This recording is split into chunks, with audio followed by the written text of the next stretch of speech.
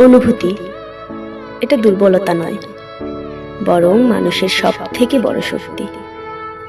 যে মানুষ অনুভব করতে পারে সে ভালোবাসতেও পারে, কষ্ট পেতেও পারে, আবার সেই কষ্টকে জয় করে সামনের দিকেও এগিয়ে যেতে পারে। অনেক সময় আমরা অনুভূতিকে লুকাতে চাই, ভাবি লোকেরা কি বলবে, কিন্তু আসলে অনুভূতি প্রকাশ করার সাহস সবার থাকে না। যে মানুষ নিজের আবেগ, ব্যথা কিংবা ভালোবাসা প্রকাশ করতে পারে সেই তো সত্যিকারের সাহসী। জীবন আমাদেরকে নানা রকম অনুভূতির মধ্য দিয়ে নিয়ে যায়, কখনো হাসায়, কখনো আবার কাঁদায়, কিন্তু এসব অনুভূতির মাঝেই লুকিয়ে থাকে আমাদের বিকাশ, আমাদের মানুষ হয়ে ওঠার গল্প।